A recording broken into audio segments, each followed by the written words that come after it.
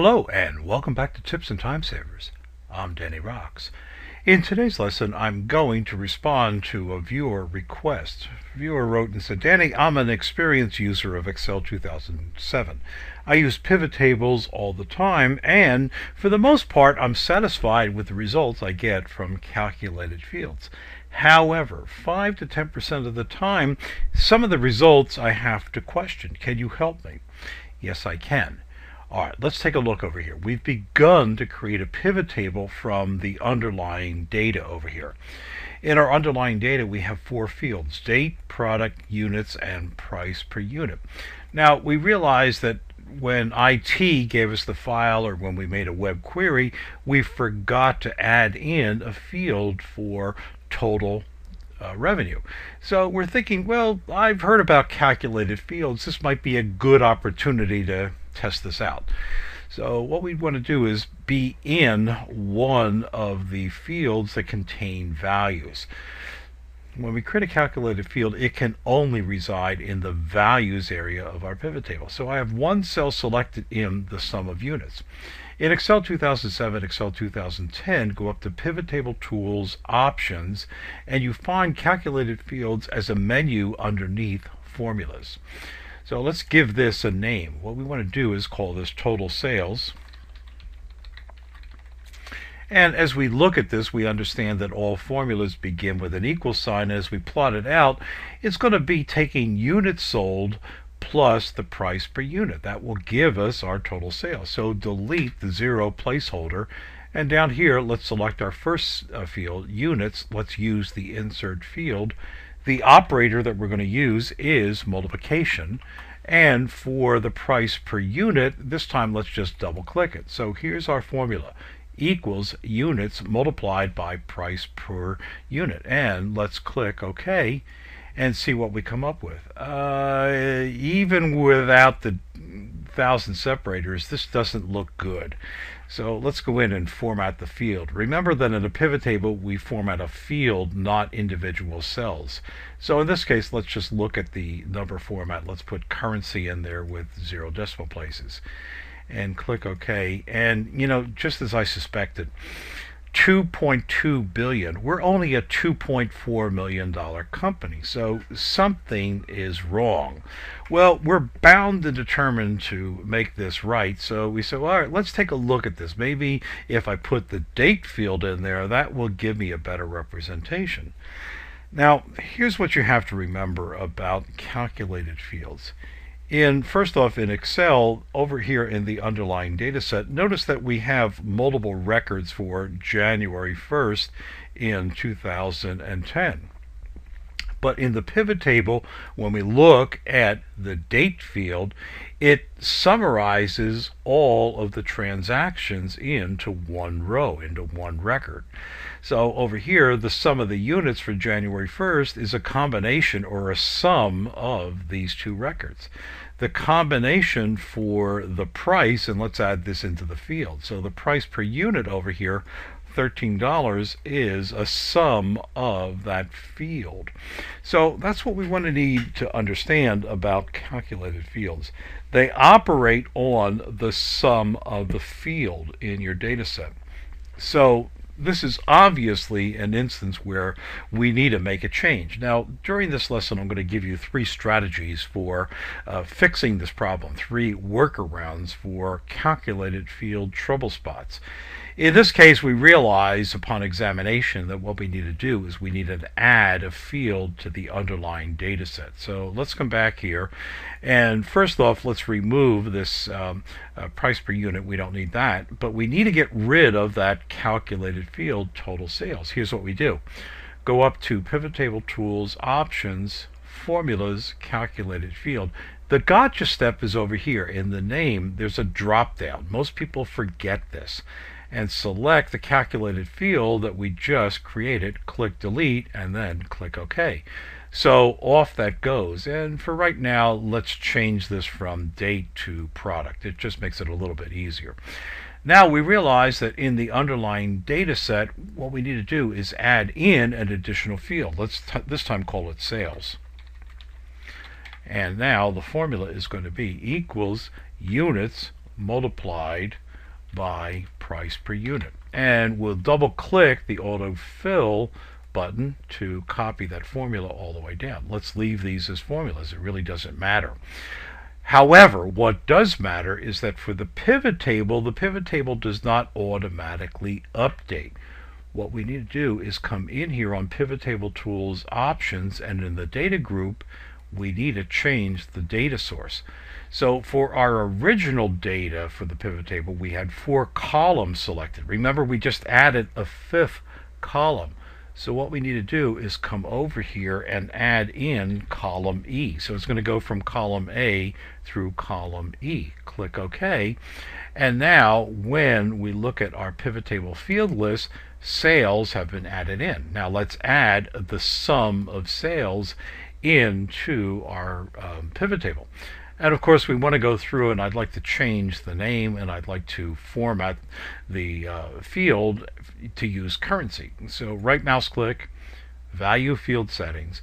When we change the name, I want it to read as sales. However, there's going to be a problem. If I stop here and say OK, I know I'm going to get an error.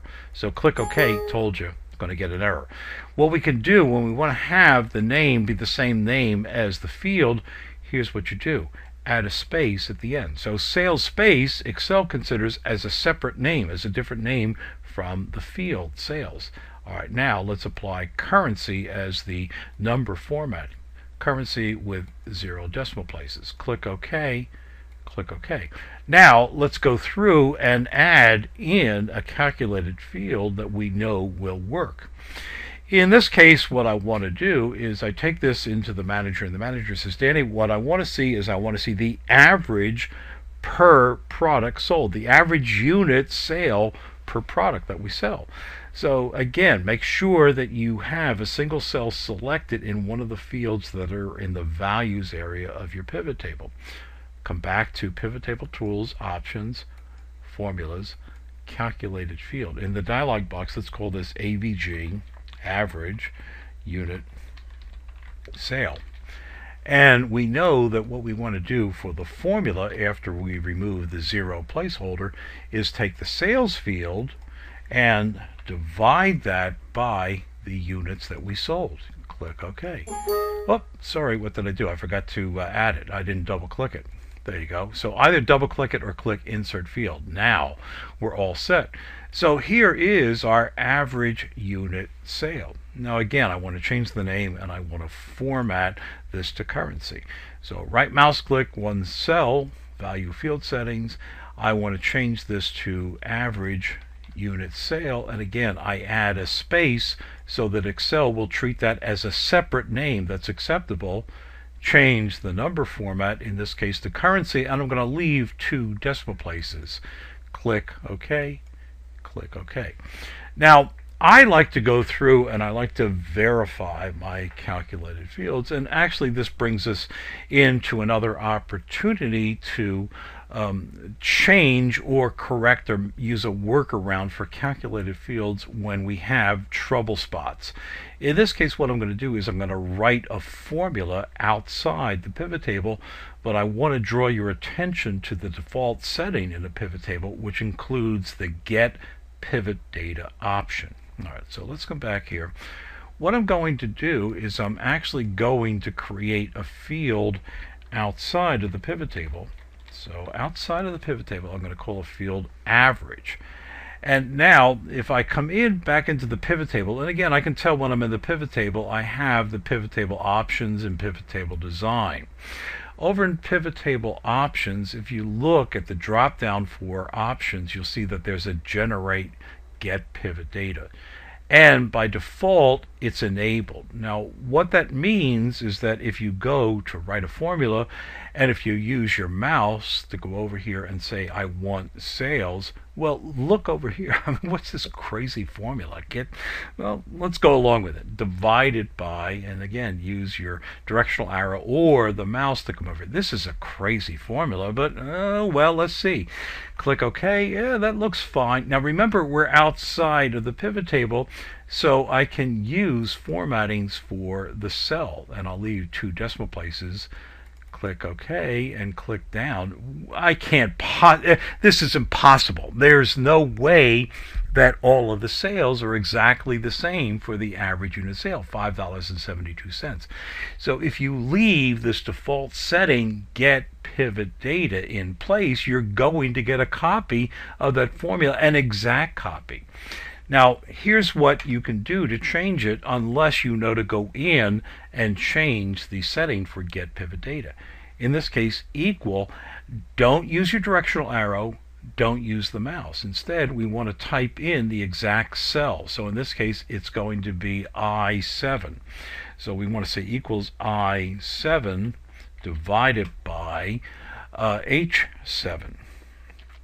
So now we have the formula that we want, and when we copy it down, now we can see that the formula that we wrote adjacent is a great way to verify our calculated field, but it's also another great way to, when you have a problem with the calculation that a pivot table's calculated field returns, this is one way to correct it. It's a workaround.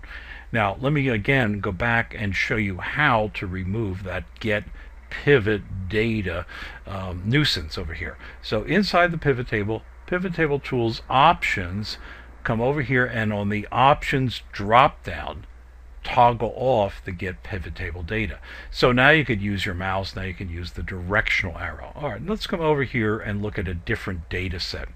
Over here we have date, we have product, units, price per unit. Well, that's all familiar. And we added in total. So the other additional fields that we have are unit cost and cost of goods sold, COGS. Now notice over here that in the pivot table I've already created one calculated field, gross profit. What was that formula? So let's come over here, pivot table tools, options, formulas, and calculated field. Drop down, let's take a look at the formula. So in this case it was the total field. So we took the total field and we subtracted the cost of goods sold. Now notice that we do not have to have all of the fields in place for this. Alright, now let me show you how to create a different calculated field. What we want to put in here is we want to put in here the gross profit percentage. So an additional calculated field, pivot table tools, options, formula, calculated field. We'll call this GP%. And the formula for gross profit percentage is going to be the gross profit, which remember we already used as a calculated field. We created this as a calculated field. And we want to divide that by our total sales, divide it by our revenue. And again, click insert field or double click it, click OK. Here's our second calculated field. And again, let's use our value field settings. We'll change the name. We want it to read GP%, but in order to accept it, put a space bar after that. In our number format, let's make it a percentage with one decimal place and click OK. Click OK again. Now, the third strategy that I'm going to recommend for fixing problems with calculated fields is to get your pivot table 90% of where you want it to go to, and then use a copy and paste values from. So over here, one thing that we might want to add into here is we might want to take advantage of the pivot table's ability to group daily dates into months and quarters. So with one cell selected, let's right mouse click, and what we want to do is group this field according to months and according to quarters. Now it's 1 year, it's the year 2010. So click OK, and now we actually have created two new calculated, or another calculated field called quarters. The original field was called a date, but it really is the month. So over here, what I could do in pivot table tools options in the active field, come over here and change this to month. And now I've taken advantage of the power of a pivot table, and now what I'm going to do is I'm going to make a copy of the values of the pivot table so I can further refine it. So what I like to do is come up here to pivot table tools options, select the entire pivot table, make a copy of it. and then come somewhere else, either on the same worksheet or on another workbook or another worksheet. And we don't want to paste. What we want to do is paste special the values. Click OK, and there we have a copy. Now that copy is going to function as the result of our pivot table. So we got our pivot table 90% of where we wanted to go to. When we want to perform additional calculations, specialized calculations, work with a copy of it. Or we have the option of writing a formula outside of the pivot table. Remember to remove that get pivot table data or type in the cell references before you copy it down. But there also could be a problem with the way we're trying to create a calculated field. What we really need is to add an additional field into the underlying data set. So there you've learned some valuable tips about how to work with pivot tables. I also have extended length videos on pivot tables. I've created them for Excel 2003, 2007, and 2010. They run about 90 minutes in length, and you can download the video for only $9.95. And I'll look for you in the next lesson.